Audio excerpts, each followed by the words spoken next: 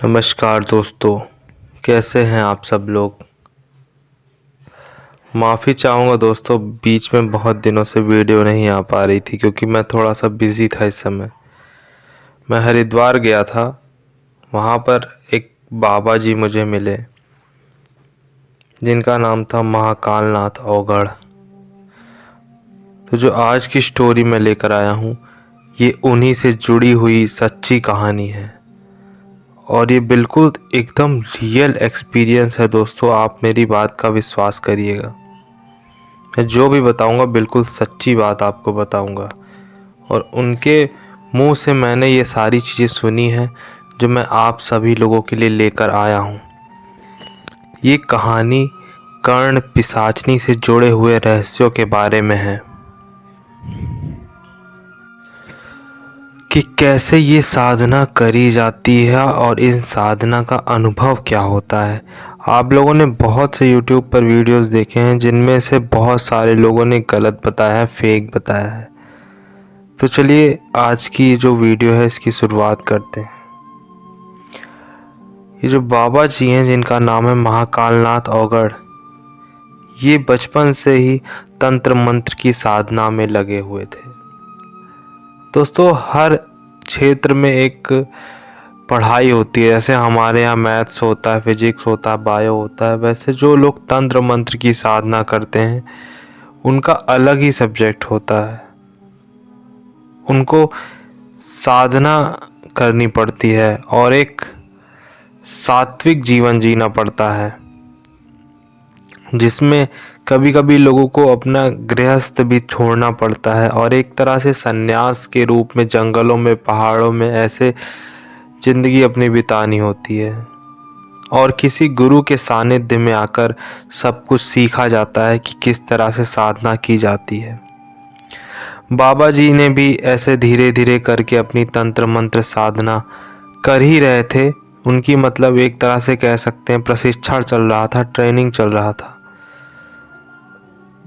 तभी उनको उनके एक गुरु जी थे जो कि उनके बचपने में उन्होंने भैरव बाबा की साधना करने को कहा। इन्होंने पूर्ण मन से भैरव बाबा की साधना करी और ये बचपन से बहुत हठी थे। इन्हें किसी चीज़ से डर नहीं लगता था।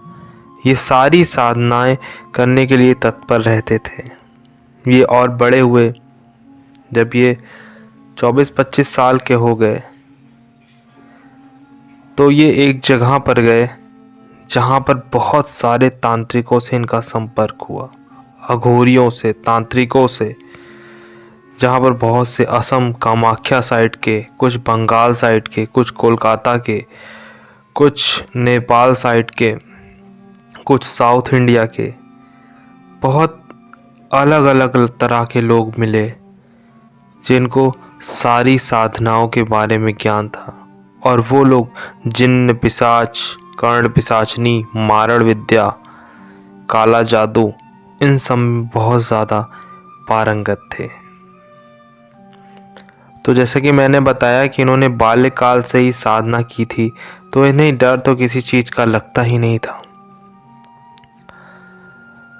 तो ये इन्हीं सारी चीज़ों के बारे में सीख ही रहे थे कि ये ऋषिकेश गए किसी काम से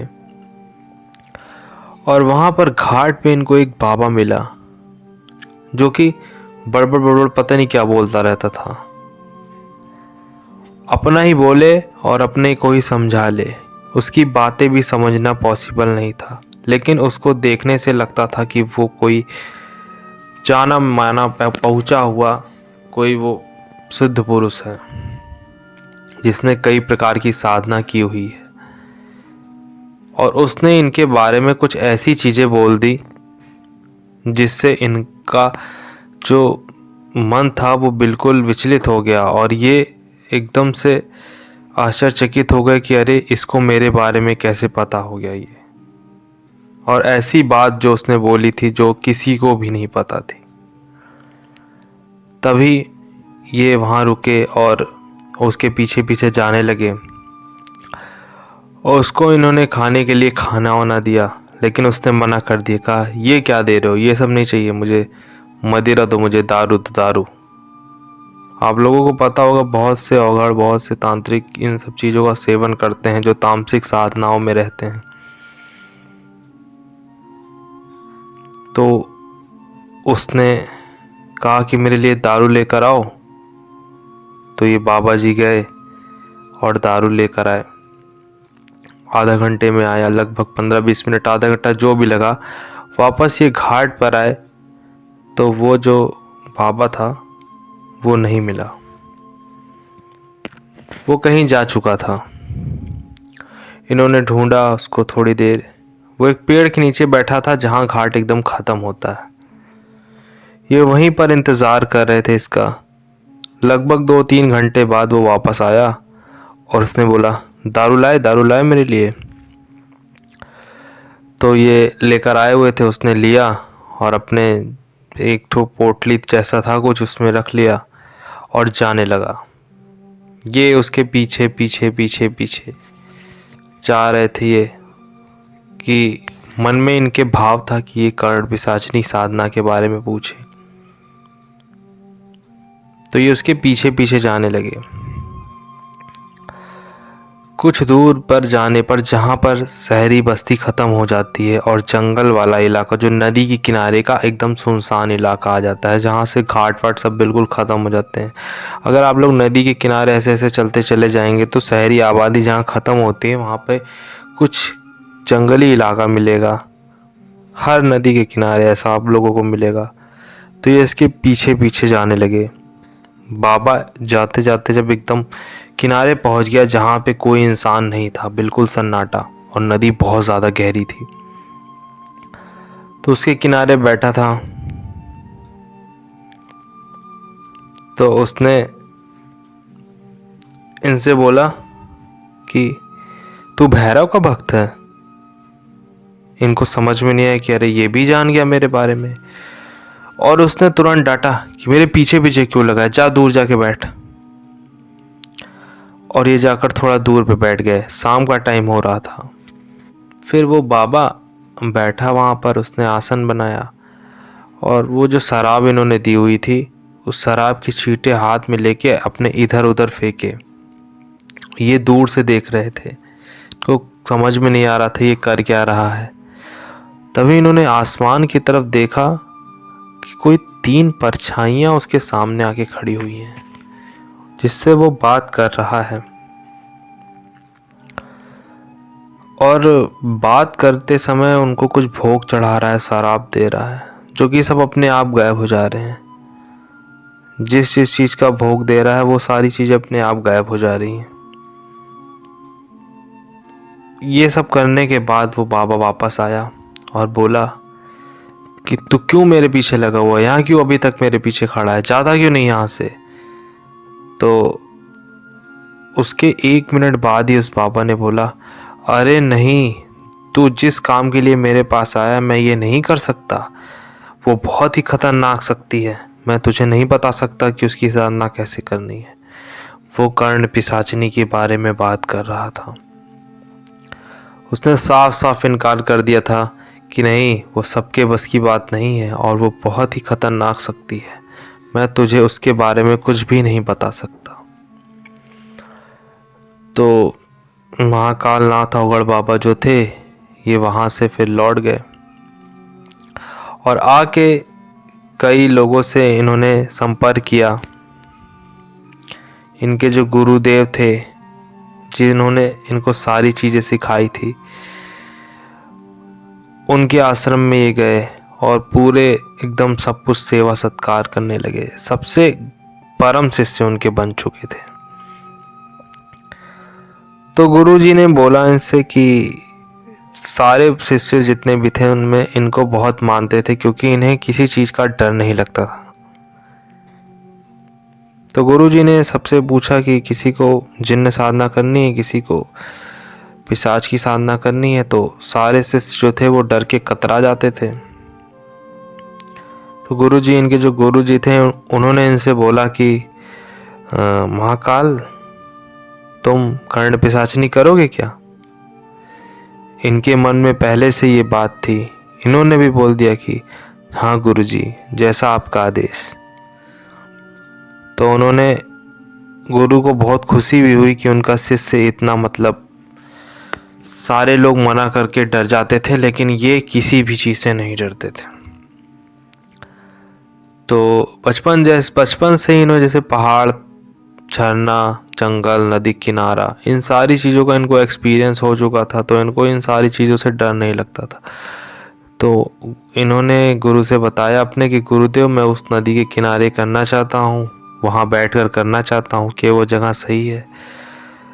तो गुरुदेव ने बोला कि हाँ वो जगह तो सही है, मगर वहाँ पर और भी शक्तियों का वास है, तो तुम बैठने से पहले गुरु मंत्र का इस्तेमाल कर लेना। गुरु मंत्र एक प्रकार का मंत्र होता है जो अपने खास शिष्यों को दिया जाता है, और ये मंत्र खुद से बनाया जाता है, और इस मंत्रों का जाप कर करके इसमें सिद्धि प्राप्त की जा सकती है, और इस मंत्र में बहुत ज़्यादा शक्तियाँ होती हैं।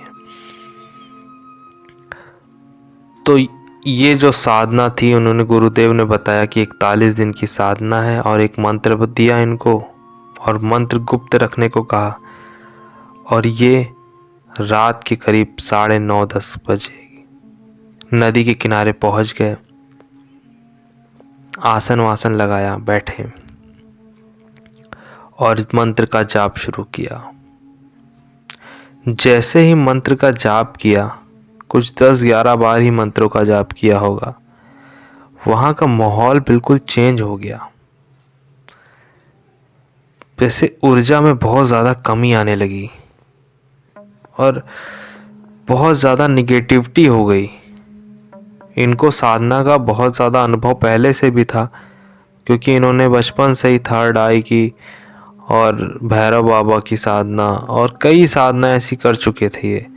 लेकिन कर्ण पिशाचनी की साधना करते समय इनको बहुत ही बेकार एक्सपीरियंस लग रहा था, जैसे लग रहा था कि यहाँ से उठ के चला जाऊं। लेकिन गुरु का आदेश था, तो ये करते गए। जहाँ ये बैठे हुए थे, नदी वहाँ पर सूखी हुई थी लगभग, और पानी जो था वो काफ़ी दूर था, आधा किलोमीटर दूरी पर था। ये आंख बंद करके साधना कर रहे थे, तभी इनके पैर में इनको कुछ ठंडा सा लगा, और उन्होंने देखा कि नदी जो थी वो बिल्कुल पास आ चुकी थी, और पानी का स्तर धीरे धीरे बढ़ना शुरू हो गया था, और जो पानी एकदम सूखा था वहाँ पर, अब वो इनके कमर से ऊपर आ चुका था। फिर भी इन्होंने डरा नहीं और सोचा कि अब जो भी होना है हो जाए, मैं तो यहाँ से उठूँगा नहीं। ऐसे साधना करते गए। बहुत ही अजीब अजीब सी आवाज़ें आ रही थी, खूब ज़ोर ज़ोर से चिल्लाने की, रोने की आवाज़ें आना शुरू हो चुकी थी। पहले ही दिन की बात बता रहा हूँ। और जैसे ही इन्होंने, मतलब कुछ अच्छे खासे मंत्र का जाप कर लिया, वहाँ पर एक सफ़ेद नदी के ऊपर धुआं जैसा दिखने लगा, और जैसे जैसे मंत्रों का जाप कर रहे थे, वो धुआं बहुत गहरा होता जा रहा था, बहुत ज़्यादा गहरा होता जा रहा था, जैसे कि कोई इंसान बन रहा हो। और अजीब अजीब सी बदबू आ रही थी पास से। ये तो थी बात पहले दिन की। पहले दिन साधना करके ये लौट आए, और ऐसा करते करते लगभग जब 10 दिन हो गए, तो इनको नदी में एक लाल आंखें दिखाई दी, जैसे किसी जानवर की आंखें हो, से लोमड़ी की आंखें चमकती हैं ना, उसी तरह सी आंखें, सिर्फ आंखें। और उन आंखों की जो परछाई थी वो नदी के पानी पर पड़ रही थी, और वो आंखें बिना पल के झपकाए इनको घूरती जा रही थी, और बहुत ही अजीब सी लग रही थी वो आंखें। जैसे जैसे एक दिन बढ़ रहा था, अब वो आंखें और पासों आती जा रही थी। लगभग 21 दिन बाद वो जो आंखें थी वो इनके बिल्कुल करीब आ चुकी थी, और वो अब आंखें नहीं रह चुकी थी, अब वो धीरे धीरे किसी औरत का रूप बन रही थी। अब जैसे जैसे दिन बीत रहा था, जब ये साधना करने के लिए जाते थे तो पीछे से इन्हें कोई ऐसे बोलता था, मत जाओ मत जाओ, वहाँ पे खतरा है, मारे जाओगे तुम, मारे जाओगे, मत जाओ वहाँ पर, तुम्हारा गुरु बहुत हरामी है, तुम मर जाओगे। उल्टे सीधे बात, ऐसे सारी उल्टी सीधी बातें। करीब 30 दिन बीत चुके थे। अब वो जो आंखें थी वो पूरा एक शरीर बन चुका था, और वो शरीर इतना सुंदर कि जैसे कोई अप्सरा आ गई हो। और अब वो इनसे कुछ कहना चाहती थी, वो पता नहीं क्या क्या बोलती रहे, बड़, लेकिन कुछ समझ में ना आए।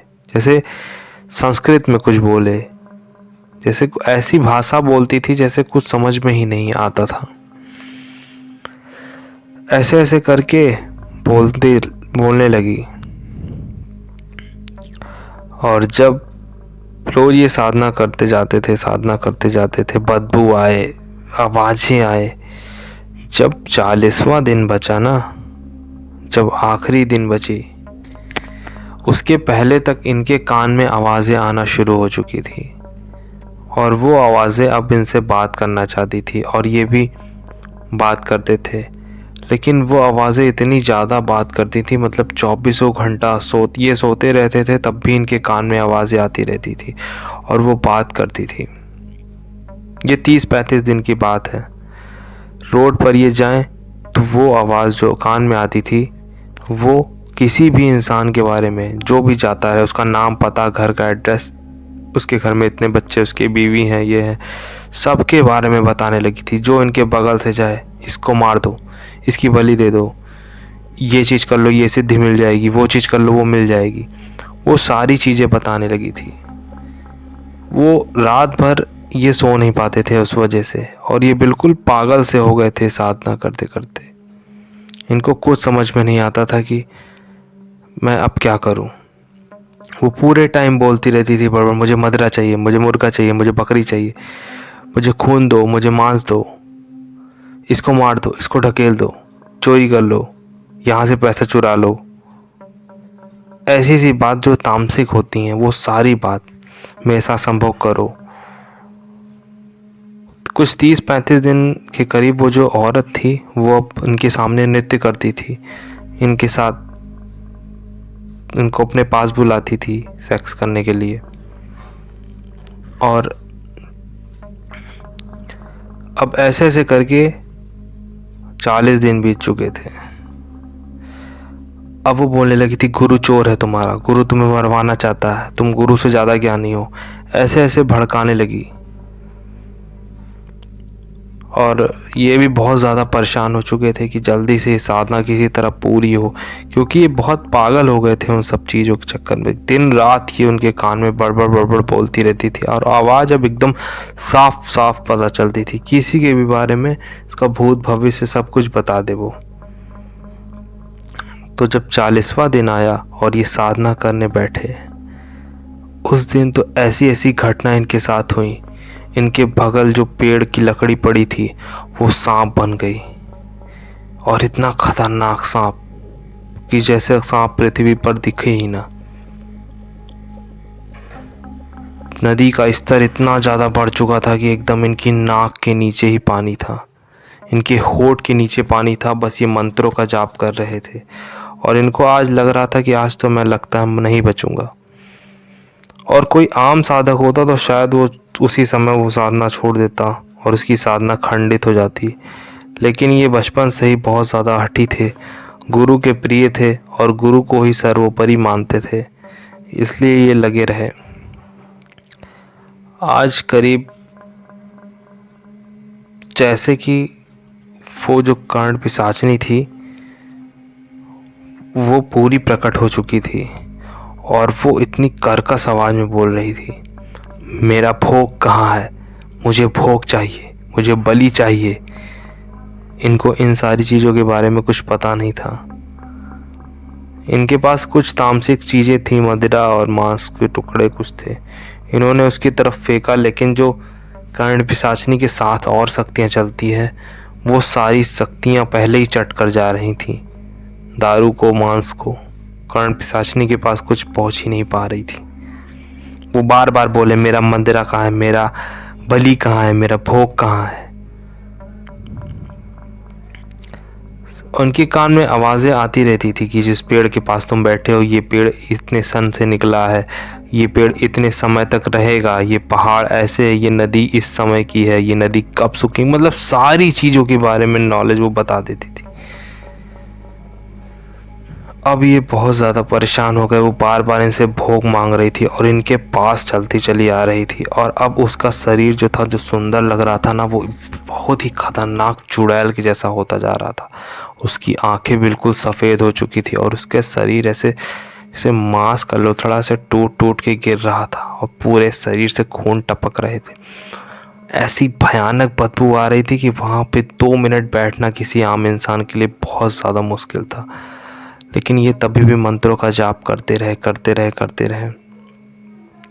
एक समय तो इन्हें लगा कि ये उठ जाएं। तभी इन्होंने आंख बंद किया तो इनको अपने गुरुदेव के दर्शन प्राप्त हुए, जिन्होंने कहा कि उठना नहीं है, लगे रहो।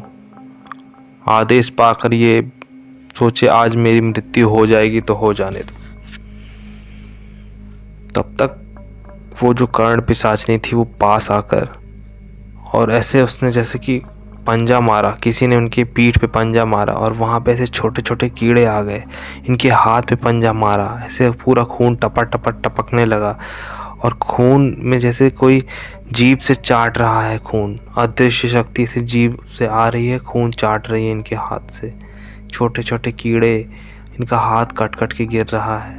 ऐसी स्थिति हो गई थी कि वहाँ बिल्कुल भी बैठना संभव नहीं था और इनके कान में जैसे 100-200 लोग एक साथ इनको मारने चले आए, इतनी ज़्यादा आवाज़ें आने लगी। ये बहुत ज़्यादा घबरा चुके थे और वो कर्ण पिशाचिनी पूरी एकदम अपने नाखून, दांत ऐसे खून, जिसके खून नाखून दांत पे ऐसे खून टपक रहा था, इनको ऐसे नोचने के लिए आगे आ रही थी। एक हाथ में वो छोटे छोटे बच्चों को पकड़ी थी, 4-5 बच्चों को, जिनको खा रही थी नोच नोच के। बहुत ही ख़राब स्थिति में ये फंस चुके थे। तभी इन्होंने अपने गुरु के द्वारा दिए गए गुरु मंत्र का उपयोग किया तो जो घेरा बना था वो उसके अंदर नहीं आ पाई, बाहर ही रह गई। और जब इनका 41वां दिन रात में लग गया तब इनको उनके गुरुदेव के आंख बंद करने पे दर्शन प्राप्त हुआ और उन्होंने बोला, जा, सिद्ध हो गई। और जो वो औरत जो थी, जिसके खून टपक रहे थे, चुड़ैल बनी थी, उसने अपना एक बहुत ही सुंदर रूप प्रकट किया, बहुत ज़्यादा सुंदर रूप, जैसे कोई देवी हो। और इन्होंने प्रणाम किया। अब आवाज़ें आना बंद हो गई थी। नदी का स्तर बहुत ही ज़्यादा घट चुका था, जैसे था वैसा ही हो गया था, जो पानी मुंह तक आ गया था। सब कुछ अब बिल्कुल नॉर्मल हो चुका था। और इन्होंने उन्हें प्रणाम किया, उनकी पूजा करी और जो कर्ण पिशाचिनी थी उन्होंने भी बताया कि जीवन का रहस्य क्या है, इस कलयुग के बारे में बताया कि कैसे क्या सारी चीज़ें होती हैं, इस पृथ्वी के कुछ रहस्य बताए, भगवान को पाने के रहस्य बताए, राक्षस को पाने के रहस्य बताए और ऐसी चीज़ों के बारे में बताया जो आम इंसान को पता नहीं है कि इस दुनिया का सच क्या है। हम लोग तो बस पैसे के पीछे लगे रहते हैं और अपनी ज़िंदगी बिताते रहते हैं, लेकिन कुछ ऐसी सच होते हैं ना जो बहुत कम ही लोगों को पता होते हैं। तो वो सारे सच उन्होंने बाबा जी को बताए और बाबा जी वापस उठ के आश्रम में आए। उसके बाद से उनके कान में जैसे भी कोई भी उनके सामने आता था तो उसके बारे में उनको सारी चीज़ें पता चल जाती थी। तो दोस्तों, ये बिल्कुल सच्चा अनुभव है, एकदम बिल्कुल सच्चा अनुभव मैं आपको बताया हूँ। अगर आपको मेरी बात का विश्वास हो तो ठीक है, नहीं है तो किसी जाने माने पुरुष, जो आपके जानने में सिद्ध पुरुष हो, तो आप उनसे एक बार पूछ सकते हैं। आपको जो मेरी द्वारा बताई गई बातें हैं, ऐसे ही बातें लगभग उनके द्वारा भी बताई जाती हैं। जो ये गुरुदेव थे, इन्होंने मंत्रों के माध्यम से कर्ण पिशाचिनी बुलाई। बहुत लोग तामसिक माध्यम से भी बुलाते हैं, उसके भी अलग तरीके होते हैं। तो जो ये आज का मेरे द्वारा बताया गया सच्चा अनुभव जो महाकाल नाथ औगड़ बाबा का था, ये आप लोगों को कैसा लगा ये कमेंट करके बताइएगा और चैनल को ज़रूर सब्सक्राइब कर लीजिएगा दोस्तों। अगर वीडियो पसंद आए हो तो वीडियो को शेयर करिए। मिलते हैं एक नई कहानी के साथ, तब तक आप सभी का दिन शुभ हो।